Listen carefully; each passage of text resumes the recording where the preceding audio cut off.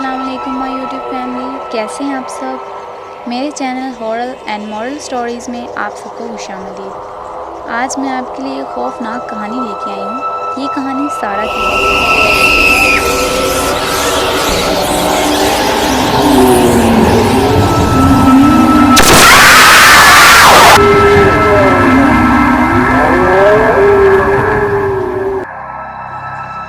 और दूसरे ही लम्हे खौफ की शिद्दत से वो लड़खड़ाकर पीछे हट गई। उसके भाई की आंखें एकदम से उस बूढ़े की आंखों की तरह बेरमक हो गई थीं। ऐसी आंखें जिनमें जिंदगी की कोई रमक ना हो। अब भाई भी उसे देखते हुए हंसने लगा, बिल्कुल उसी बूढ़े की तरह। फटी फटी सी आंखों से सारा अपने छोटे भाई को देखने लगी। अब वो अपने दोनों हाथों के इशारों से उसको अपने पास बुला रहा था। आपी मेरे पास आओ ना, आपी मेरे पास आओ ना। सारा ने देखा कि उसके 7 साला भाई का मासूम चेहरा उस वक़्त उस बूढ़े की तरह लग रहा था और उसके होंठों पर ऐसी भयानक हंसी कि वो थर थर कांपने लगी। वो औरत सारा के पास से गुजरती हुई उस बूढ़े के पास पहुंच गई और उसकी गोद से अहमद को छीनकर ज़मीन पर पटक दिया। सारा की बेख्तियार चीखें निकल गईं, लेकिन अहमद पर जैसे गिरने का कोई असर ही नहीं हुआ था। दूसरे ही लम्हे वो फुर्ती से उठ खड़ा हुआ। उसकी फुर्ती और सारा के खौफज़दा चेहरे को देखकर वो औरत और बूढ़ा ज़ोर ज़ोर से हंसने लगे। और हैरत की बात ये कि उसका भाई अहमद भी उनके साथ हंसने लगा।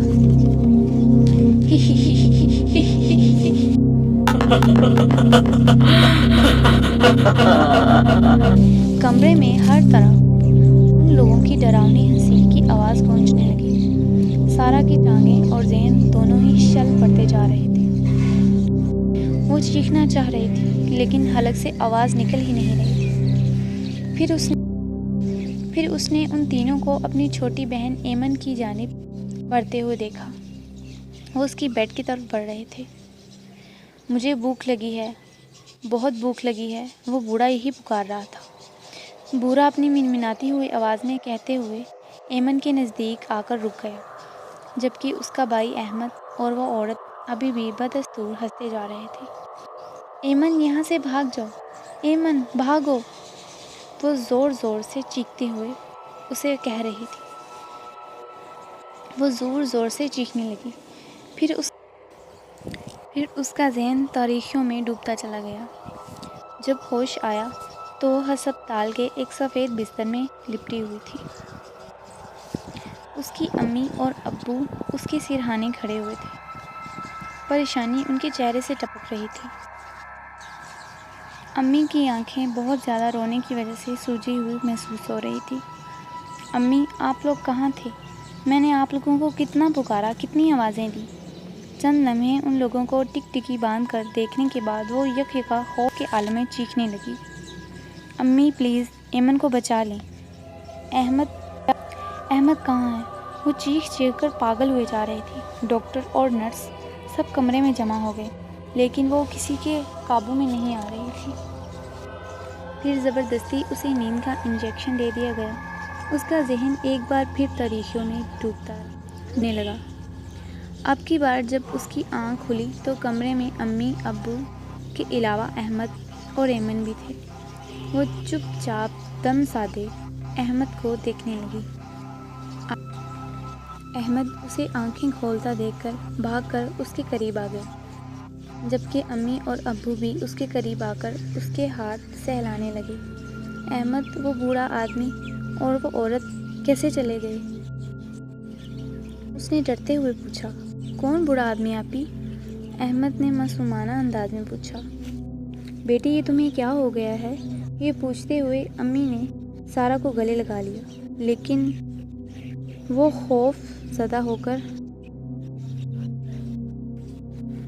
लेकिन वो लगातार खौफज़दा नज़रों से अहमद को देखती रही। ये मेरी बच्ची को क्या हो गया है? अहमद के पापा? माँ बेख्तियार रोने लगी। आज सुबह जब वो सोकर उठी थी तो अहमद और एमन को स्कूल के लिए जगाने से पहले वो सारा के कमरे में आई थी। کہ کہیں وہ کالج سے لیٹ نہ ہو جائے، لیکن اس کے کمرے میں اسے نہ پا کے وہ دوڑتی ہوئی بچوں کے کمرے میں آئی تو دروازے پر ہی سارا کو بے ہوش پایا۔ یہ دیکھ کر ان کے تو اوزان ہی خطا ہو گئے اور پھر وہ چیخنے چلانے لگیں۔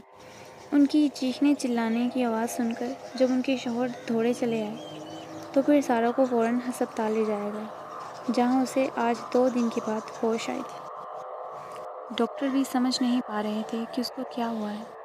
انہوں نے اس کے پاپا کو یہی بتایا تھا کہ ان کی بچی کا ذہن کسی شدید خوف اور ڈپریشن کے زیر اثر ہے، اور اس وقت اس کی آنکھوں سے جھلکتا خوف ڈاکٹرز کی بات کی تصدیق کر رہا تھا۔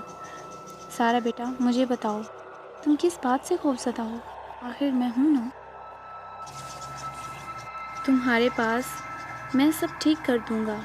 سارا کے پاپا نے بہت پیار سے اس کے سر پر ہاتھ رکھتے ہوئے پوچھا، پھر آپ رات کو کیوں ہماری مدد کو نہیں آئے تھے پاپا؟ جب مجھے، ایمن اور احمد کو وہ لوگ ڈرا رہے تھے، ختم کرنے کی کوشش کر رہے تھے۔ وہ آنسوؤں کی بھیگی ہوئی آواز میں شکوہ کرنے لگی۔ کون ڈرا رہا تھا بیٹا؟ مجھے سب تفصیل سے بتاؤ۔ سارا نے خوف زدہ نظروں سے اپنے بھائی کی جانب دیکھا، جو نزدیک ہی خاموش کھڑا تھا، لیکن اس کی آنکھوں کی بدلتی رنگت سارا کو واضح طور پر محسوس ہو رہی تھی۔ ہونٹوں پر وہی مسکراہٹ رینگ رہی تھی۔ سارا نے کپا کر اپنے پاپا کا ہاتھ مضبوطی سے پکڑ لیا۔ ابو، ان لوگوں نے احمد پر جادو کر دیا ہے، اس کو اپنے جیسا بنا دیا ہے، وہ خوف سے لرزتی ہوئی آواز میں اپنے بھائی کی طرف دیکھتے ہوئے بولی۔ اس کے پاپا نے کچھ حیرت سے احمد کی طرف دیکھا، جو اپنی آنکھوں میں زمانے بھر کی معصومیت بھرے ان لوگوں کو دیکھ رہا تھا۔ پھر وہ سارا کی جانب تھوڑا سا جھکا۔ آپی، مجھے کیا ہو گیا ہے؟ ان لوگوں نے کیا کیا ہے مجھے؟ بتاؤ تو۔ سارا نے بے اختیار اس کی آنکھوں کی طرف دیکھا۔ اسے اپنے بھائی کی آنکھیں ویسی ہی مردہ نظر آ رہی تھیں، اور اسے اپنے بھائی کا چہرہ بوڑھے شخص جیسا محسوس ہو رہا تھا۔ وہ تھر تھر کانپنے لگی۔ ابو، یہ احمد نہیں ہے، ان لوگوں نے ہمارے احمد کو مار دیا ہے، آپ میرا یقین کریں۔ ابو، میرا احمد شاید مر گیا ہے۔ وہ بے اختیار اپنے باپ کا ہاتھ تھام کر بے تحاشا رونے لگی۔ اس کی چیخیں آسمان کو چھو رہی تھیں۔ اس کی حالت دیکھ کر اس کی ماں بھی رونے لگی۔ میری بچی پر لگتا ہے کوئی سایہ ہو گیا ہے، پلیز آپ کسی مولوی کو بلوائیں۔ وہ اسے ایمن کو اپنے کلیجے سے لگا کر کہنے لگی۔ بیٹی، احمد اللہ رکھے بالکل ٹھیک ہے، دیکھو یہ تمہارے سامنے کھڑا ہوا ہے۔ لیکن سارا منہ چھپائے روتی ہی جا رہی تھی۔ وہ اس کے چہرے کی طرف دیکھنے کی ہمت نہیں کر رہی تھی۔ اتنے میں سارا کو اپنے بیڈ کے کنارے وہی عورت نظر آئی۔ سارا نے پھر اسے کہتے سنا، وہ بھوکا ہے، اسے کچھ کھانے کو دو۔ سارا امی کے ساتھ لپٹ گئی اور کہنے لگی، امی، ان لوگوں کو کھانے کو کچھ دیں، نہیں تو یہ ہمیں مار کر کھا جائیں گے۔ اس کی امی سمجھ گئیں کہ یقیناً ہماری بیٹی کے ساتھ کوئی اور ہی معاملہ ہے۔ اسی شام اس کے ابو ہسپتال میں ایک مولوی کو لے آئے، جنہوں نے سارا پر پہلے تو کچھ پڑھ کر دم کیا اور پھر سارا سے پوچھا، بیٹا مجھے بتاؤ تمہیں کیا ہوا ہے؟ سارا نے ڈرتے ڈرتے ان کو ساری بات بتا دی کہ کیسے اس کو 2 جنات نظر آتے ہیں، ایک بوڑھا آدمی اور ایک عورت، جو کہتے ہیں کہ وہ بھوکے ہیں اور انہیں کچھ کھانے کے لیے دو، کھانے کے لیے کچھ مانگتے ہیں، اور انہوں نے اس کے بھائی کو بھی مار دیا ہے اور اپنے ساتھ ملا لیا ہے۔ مولوی صاحب نے اس کی امی کو کچھ تعویذ دیے اور کہا کہ اپنی بیٹی کو پانی میں ڈال کر پلا دیں، ساتھ ہی کہا کہ اس کے کمرے میں سورۃ بقرہ کی تلاوت لگا دیں۔ آپ کی بیٹی کو کوئی نظر بد ہو گئی ہے، میں آپ کی بیٹی کو جنات سے چھٹکارا تو نہیں دلا سکتا، مگر میں ایک عامل کا پتہ جانتا ہوں، اگر آپ چاہیں تو میرے ساتھ اس عامل کے پاس چل سکتے ہیں، وہ آپ کی مدد ضرور کرے گا۔